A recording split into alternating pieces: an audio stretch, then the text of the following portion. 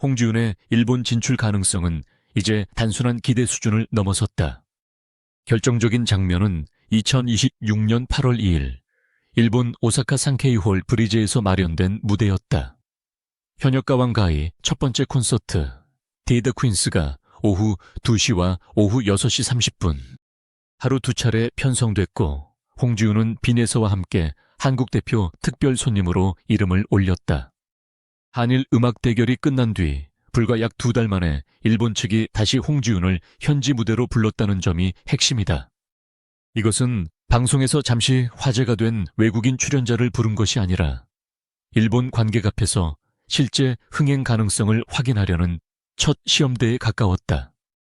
홍지윤이 일본 측의 시선을 처음 강하게 붙잡은 장면은 2026년 4월 14일 시작된 MBN 2026 한일 가왕전이었다. 한국에서는 현역 가왕 스레인 탑7이 출전했고 홍지윤과 차지연, 이수연, 구수경, 강혜연, 김태연, 솔지가 국가대표팀을 구성했다. 상대는 일본 현역 가왕 가희를 통해 선발된 탑7이었다. 첫 만남부터 분위기를 장악한 인물은 홍지윤이었다. 일본 가수들이 차례로 등장하자 그는 통역만 기다리지 않고 일본어로 직접 인사를 건넸다. 질문을 던지고 답을 들은 뒤 바로 반응하는 모습까지 보여주면서 현장 공기를 빠르게 바꿨다. 중요한 것은 단순히 오은 인사말 몇 문장을 말한 것이 아니라는 점이다. 방송에서 확인된 홍지윤의 일본어는 무대 진행과 짧은 인터뷰를 이어갈 수 있는 수준이었다. 발음이 완벽한 원어민과 같다고 단정할 수는 없지만 상대의 말을 듣고 맥락에 맞게 반응하는 능력은 분명했다. 일본 멤버들 앞에서 긴장하지 않았고 눈을 맞추며 대화를 이어갔다. 이런 장면은 일본 시장을 준비하는 가수에게 노래 실력만큼이나 중요하다. 현지 방송에서 질문을 이해하고 공연 뒤 관객에게 자신의 감정을 직접 전달할 수 있기 때문이다. 이어진 백초 무대에서는 남진의 내 영혼의 히로인을 선택했다. 짧은 시간 안에 국악의 깊은 소리와 트로트의 선명한 꺾기를 동시에 보여주었고 일본 대표 가수들은 강한 인상을 받았다는 반응을 보였다. 한 출연자는 한 편의 영화를 본 것 같다는 취지로 평가했고 홍지윤이 무대의 주인공처럼 느껴졌다는 반응도 나왔다. 이 장면이 중요한 이유는 일본 진출의 첫 조건이 언어가 아니라 결국 노래라는 사실을 증명했기 때문이다. 일본어로 친근감을 만들고 한국어 노래로 실력을 인정받는 구조가 완성된 순간이었다. 홍지윤의 일본어와 일본 음악 이해는 한 번의 방송을 위해 급하게 준비된 것이 아니다. 그는 과거 인터뷰에서 일본 음악을 여러 해 동안 공부해왔다고 밝힌 바 있다. 실제로 2014년 7월에는 소속사 발표를 통해 김연자와 함께 일본 BS 아사히의 대표 엔카 프로그램 인생 노래가 있다 녹화에 참여할 계획이 알려졌다. 같은 해 8월 일본 방송 무대에 서며 현지 활동의 출발점을 만들었다. 김연자는 일본 엔카 시장에서 오랜 기간 활동한 대표적인 한국 가수다. 홍지윤에게 김연자와의 동행은 단순한 선후배 무대가 아니라 일본 방송 제작 방식과 관객의 취향을 직접 배울 수 있는 기회였다. 2024년 말에는 홍지윤의 일본 정식 데뷔를 준비하고 있다는 내용도 공개됐다. 당시에는 2025년 여름을 목표로 일본 싱글 음반 발매가 거론됐고 소속사와 일본 음반 제작사, 일본 크라운의 협력 가능성도 알려졌다. 일본 크라운은 1962년에 설립된 음반사로 엔카와 일본 대중가요 분야에서 오랜 경험을 보유한 회사다. 계획이 처음 언급된 시점과 실제 결과 사이에는 변동이 있을 수 있다. 그러나 적어도 홍지윤의 일본 활동이 2026 한일 가왕전 이후 갑자기 만들어진 이야기는 아니라는 사실은 분명하다. 한일 가왕전에서 홍지윤은 일본어 대화만 보여준 것이 아니다. 한국의 뱃노래와 일본의 소란부시를 연결한 무대에서는 두 나라의 전통적인 흥을 하나의 공연으로 묶었다. 소란부시는 일본 홋카이도의 어업 노동요에서 발전한 민요로 알려져 있다. 홍지윤은 한국 전통 소리의 힘을 유지하면서 일본 관객이 익숙하게 느낄 수 있는 선율을 연결했다. 이는 일본어 가사를 정확하게 부르는 문제를 넘어선다. 현지 문화의 맥락을 이해하고 한국 트로트와 어떻게 결합할지 고민했다는 뜻이다. 홍지윤의 가장 큰 강점은 바로 이 지점에 있다. 일본에서 활동하는 한국 가수가 모두 K-팝 방식으로 경쟁할 필요는 없다. 홍지윤은 국악을 전공했고 정통 트로트와 세미 트로트, 민요풍 창법을 모두 소화할 수 있다. 일본의 중장년 관객에게 익숙한 엔카와 접점을 만들면서도 한국적인 소리를 잃지 않을 수 있다. 화려한 군무보다 목소리와 감정 전달을 중요하게 보는 공연에서는 오히려 이런 특징이 더 강한 무기가 된다. 그렇다면 오사카 공연 이후 일본 투어가 바로 시작될 수 있을까? 결론부터 말하면 가능성은 커졌지만 공식적으로 확정된 전국 투어는 아직 확인되지 않았다. 오사카 산케이홀 브리제 공연은 단일 도시에서 하루 2차례 열린 콘서트다.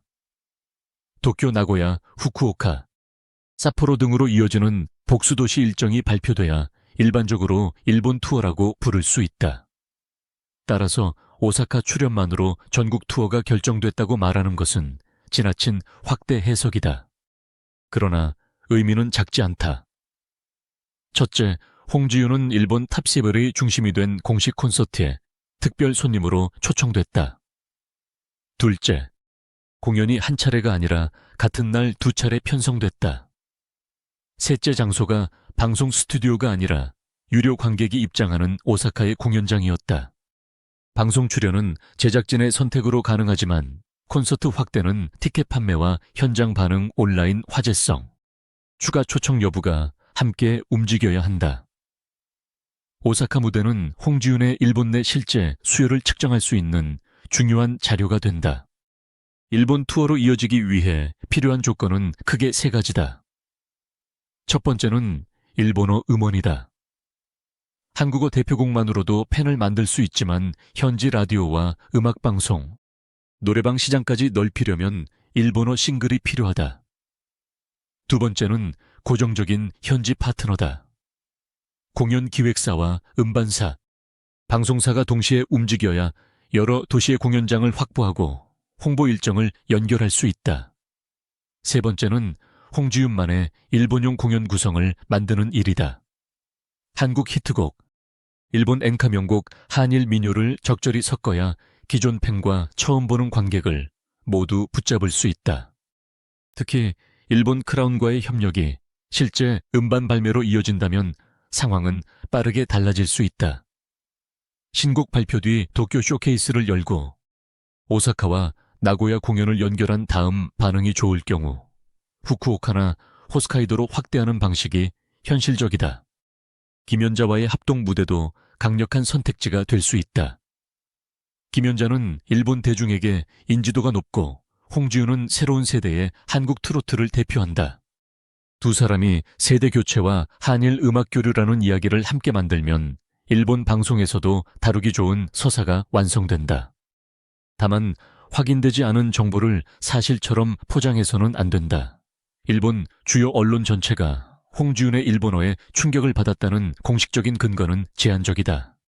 지금까지 분명하게 확인되는 것은 한일 가왕전에서 일본 출연진이 홍지윤의 무대와 진행 능력에 긍정적인 반응을 보였다는 사실, 그리고 일본 측 공식 콘서트가 그를 특별 손님으로 초청했다는 사실이다.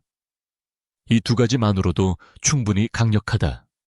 과장된 표현보다 실제 초청과 구체적인 공연 일정이 홍지윤의 경쟁력을 더 설득력 있게 보여준다. 결국 홍지윤의 일본 투어 가능성을 결정할 숫자는 단순한 조회수가 아니다. 오사카 2차례 공연의 관객 반응, 현지 팬클럽 증가, 일본어 음원 발매 여부, 추가 방송 섭외, 그리고 다음 도시 공연 발표가 핵심 지표다. 이 가운데 2-3가지가 연속으로 확인된다면 일본 투어는 더 이상 추측이 아니라 실행 단계에 들어갔다고 볼 수 있다. 홍지윤은 이미 언어 음악 무대 경험이라는 3가지 준비를 쌓았다. 2024년 일본 엔카 방송 출연 준비에서 시작해 2026년 4월 한일 가왕전의 일본어 인터뷰와 100초 무대, 그리고 2026년 8월 2일 오사카 산케이홀 브리제의 2차례 콘서트까지 흐름도 이어졌다. 다음 단계는 분명하다. 일본어 정식 음방과 복수 도시 공연이다. 오사카 무대가 단 한 번의 특별 출연으로 끝날지, 도쿄와 나고야까지 이어지는 일본 투어의 출발점이 될지는 아직 발표되지 않았다. 그러나 한 가지는 확실하다. 홍지윤은 일본 시장의 문 앞에서 기다리는 가수가 아니라 이미 그 문을 열고 현지 관객 앞에 서기 시작한 가수다. 또 하나 주목할 부분은 홍지윤의 팬층이 일본 시장과 비교적 잘 맞는다는 점이다. 홍지윤은 젊은 트로트 가수이지만 무대에서 사용하는 창법과 선곡은 중장년층이 익숙하게 느낄 요소가 많다.